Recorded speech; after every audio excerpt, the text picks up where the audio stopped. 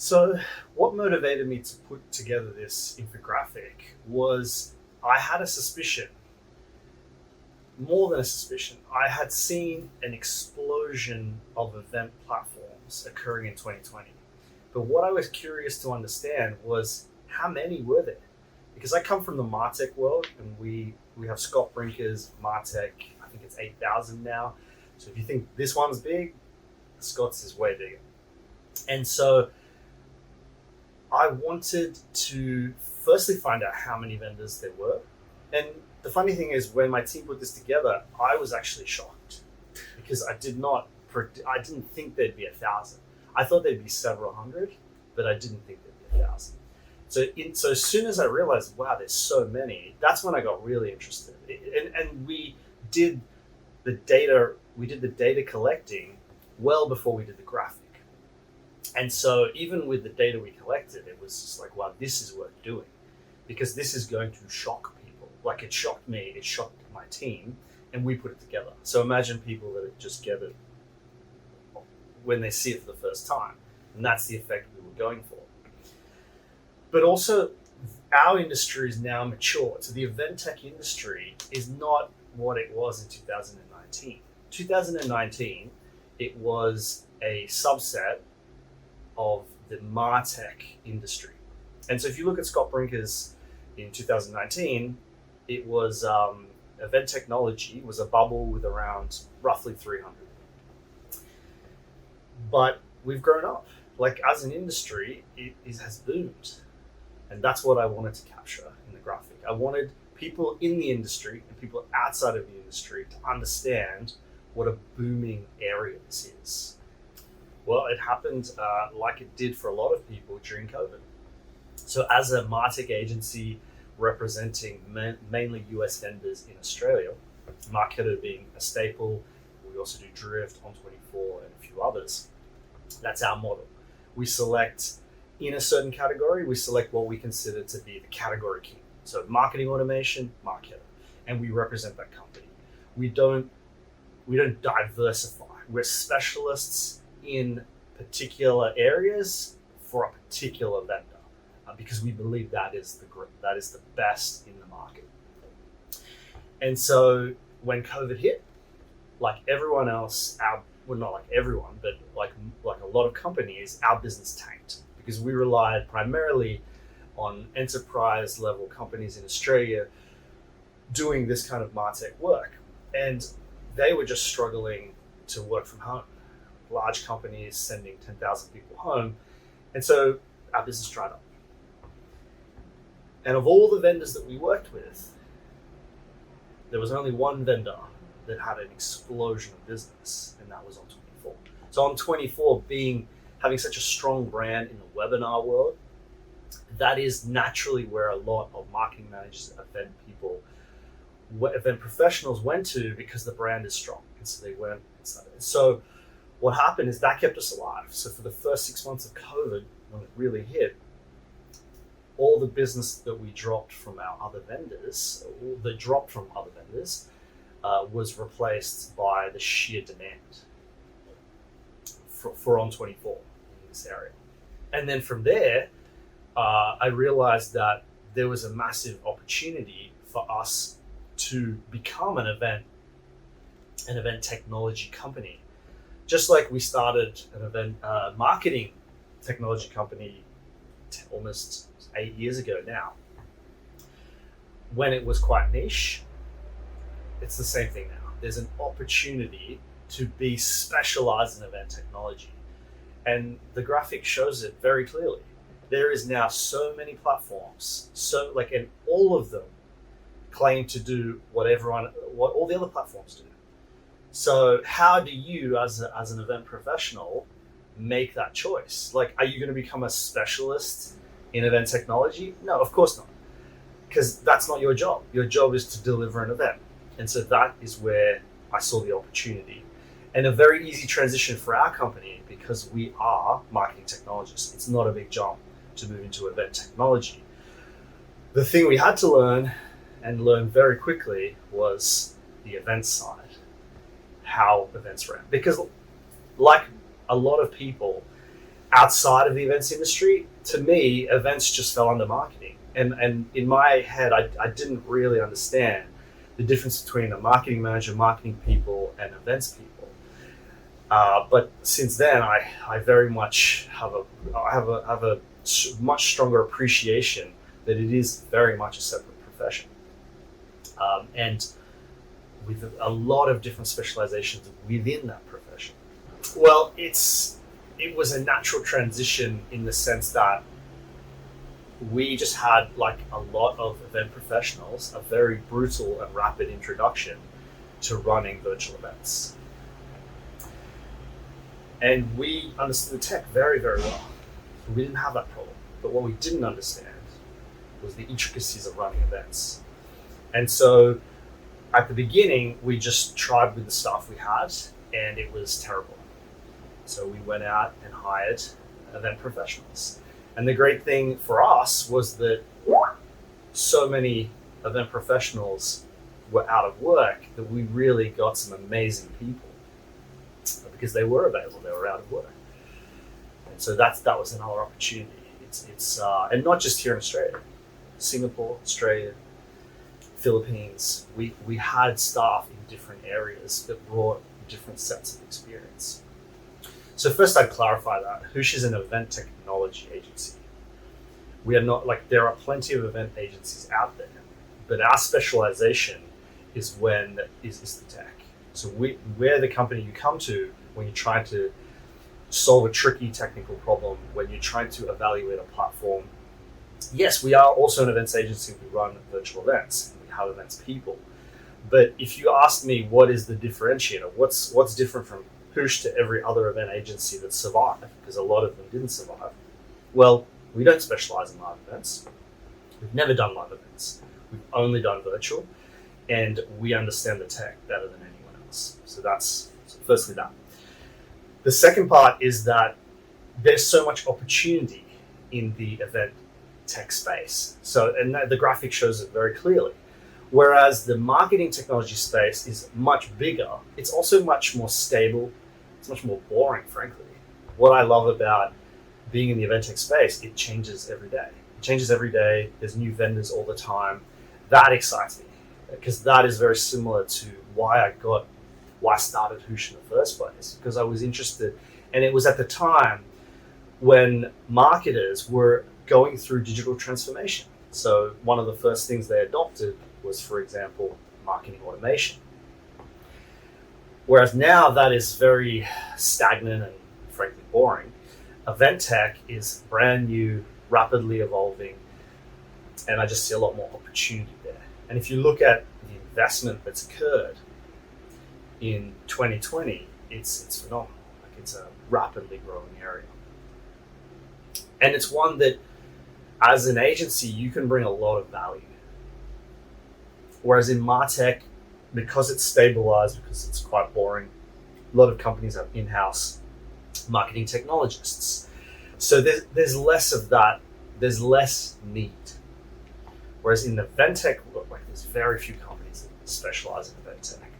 And it's a real need because event managers are not technical. Just like marketing managers 15 years ago were not technical. Most event agencies were traditional running live events, very people heavy, very face-to-face. A lot of those are gone now. The ones that survived had already done virtual or transitioned to virtual. The difference now is that in 2019 and prior, you didn't have a lot of platforms to choose from. There weren't many heavyweights in the industry. So even though they were around, if you look at, for example, Scott Brinker's MarTech super graphic, which inspired ours, in 2019, there were only roughly 300 in the event space. Now there's 1,000, and it's growing. So it's hit a point where the choice is overwhelming, and every vendor claims to do the same thing. So you really need to get into the nitty gritty. You need to be a technologist to understand what those limitations are. So when your client comes to you and goes, well, why would I pick this platform versus that platform? Here are my particular needs. You know exactly why. And that's a specialized skill. That's not something, an event agency does a lot of other things. They do production, they manage the speakers, they do they do a lot of other activities. So they can't necessarily specialize in tech. And they didn't need to before because there weren't that many platforms to choose from. But it's a very different world now. There's so many more platforms. There's so much more competition in the space. You want a platform that maximizes your engagement with the audience, maximizes opportunity for sponsors, maximizes networking. And so it's just a much more competitive space because now you're competing globally. See, before when you ran an event, you did it locally. And so you're just competing with local events of the same kind. Now you run an event, by definition, when it's virtual, you are competing against the rest of the events in the world. And so every advantage you can get, you will take. And one of those advantages is picking the right technology to execute whatever your vision is. Think about it as it's like a race, right? You're racing cars on a track. How much do they tweak the cars in F1? There's just a pit crew with how many people? 12 people. That's just for a pit stop. Imagine the research and the planning that goes into tweaking those cars and strategizing for a race. The technology is absolutely critical. Every tiny bit of advantage you can get by tweaking the technology, you will take. Because if you want to win the race, you have to beat everyone else. And that's what we're in now, where you're competing globally to get mind share of our audiences. Absolutely. You can't separate the two.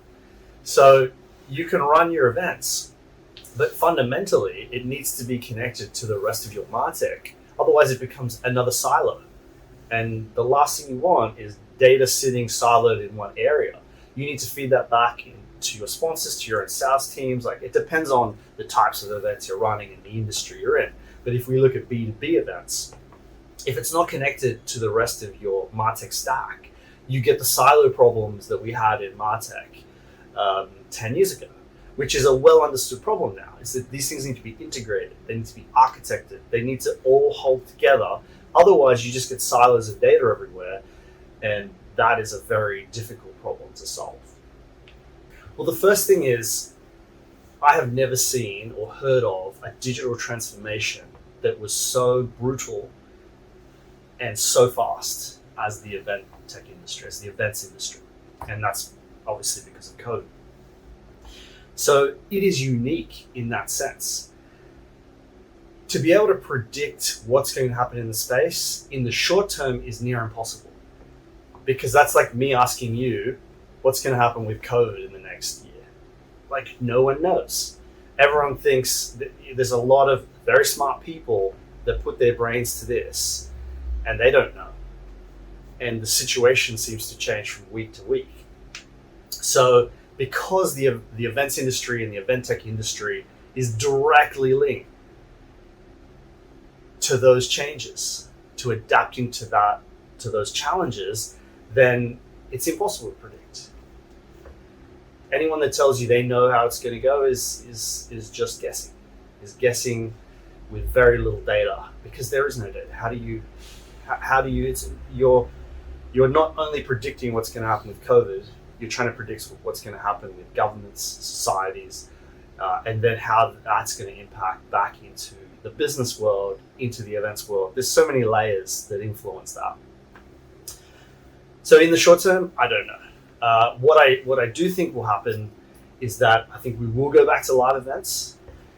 How long that takes is anyone's guess. It could be next year. It could be in another 2-3 years. I mean, I don't know.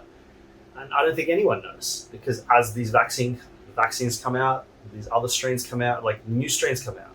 And we've seen that already, like only in just the year, like we've had the UK variants, we've had the Indian variants, and probably many, I'm not a specialist in COVID, plenty more.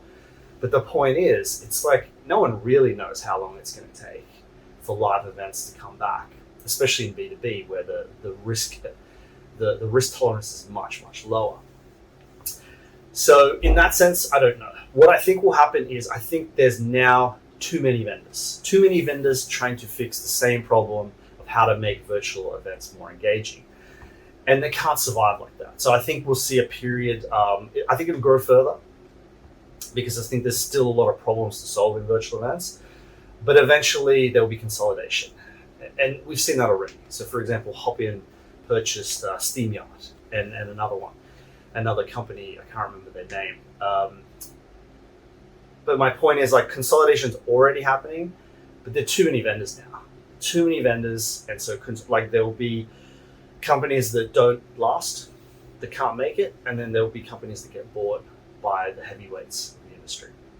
So that's what I'm predicting. As to when that happens, I don't know. It depends how long we're trying to compete in the virtual event market versus going back to live, which is essentially going back to hybrid, because no one wants to give up the advantages of virtual events. They now want their cake and they want to eat it too. So you need both.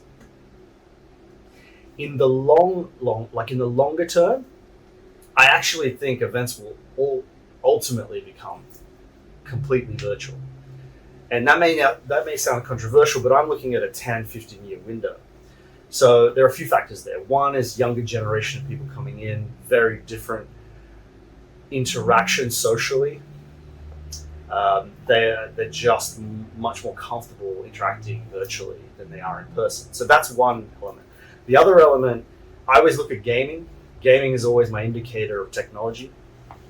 And if you look at gaming, VR, especially freestanding VR, not the technology we have now, but the technology that is being worked on now, it will come out soon, is that it will become so cheap and so immersive that you will not only be able to meet and greet, like have the same experience that you have in a live event, almost the same, because the one thing you can't do in that scenario is have meals together, which is just fundamental to human society, right?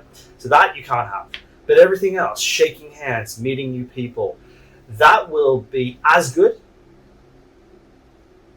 But now you can do it in fantastical worlds. You can have conferences on spaceships, on zero gravity.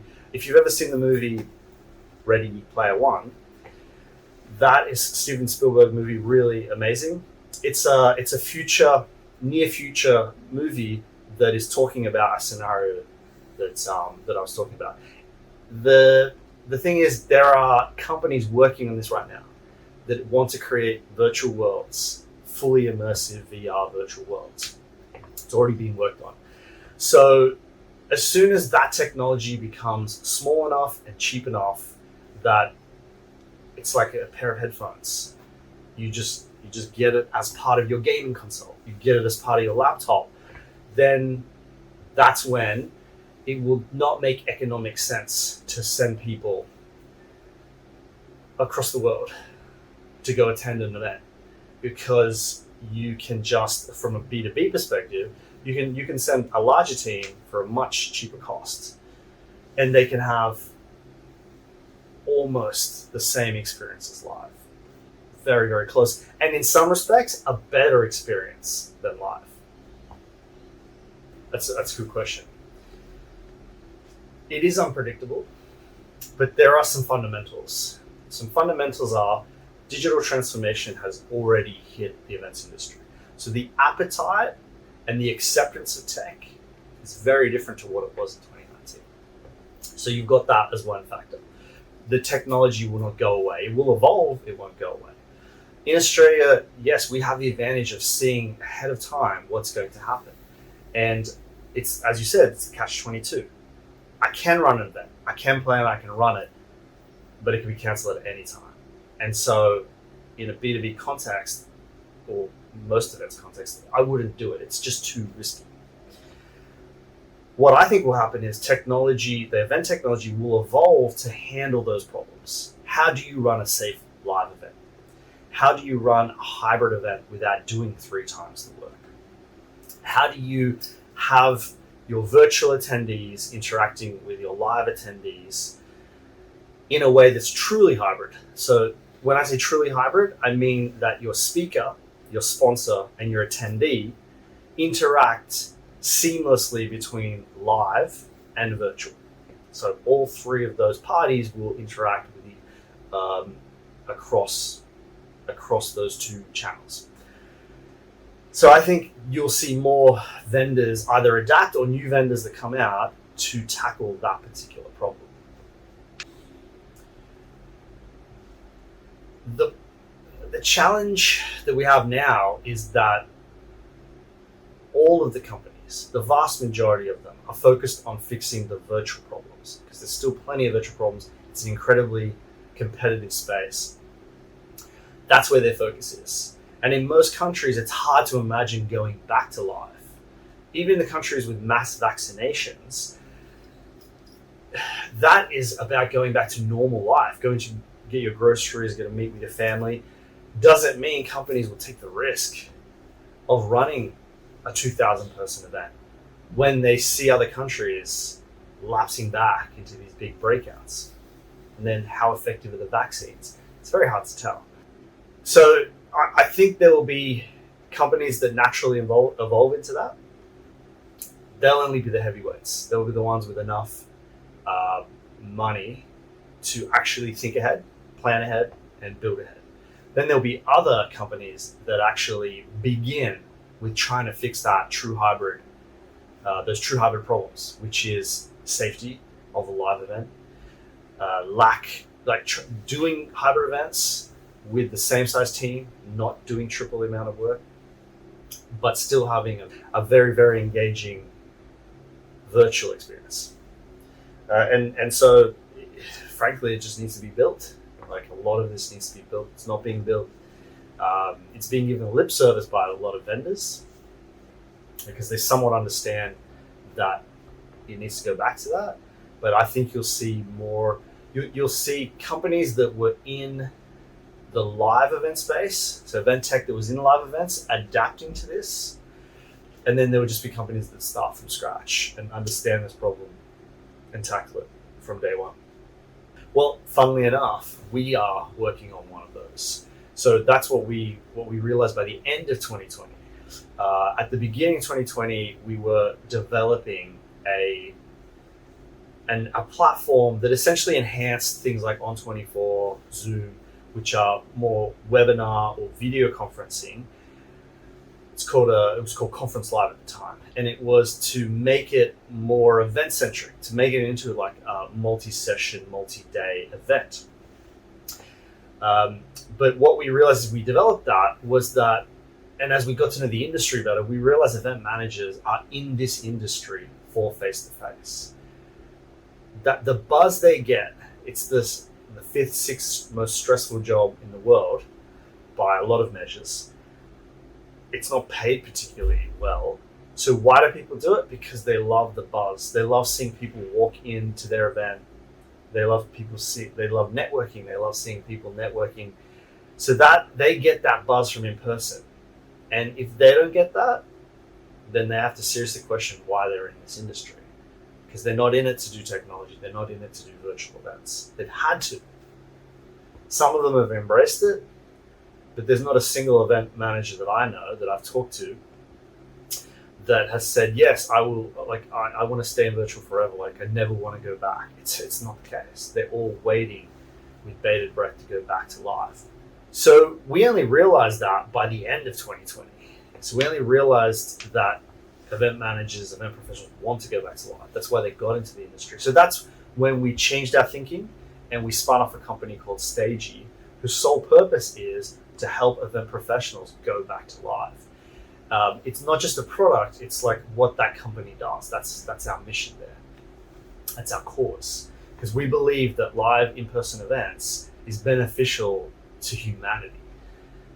Because that's where a lot of people spend most of their time. I mean, most people spend a lot of their time at work. And so right now, some of them haven't met their colleagues in person for a year. There's a fundamental need for humans to have that in-person connection. And so if you combine those factors, then you understand that that's what event professionals need and want. And so that is what Stage is all about.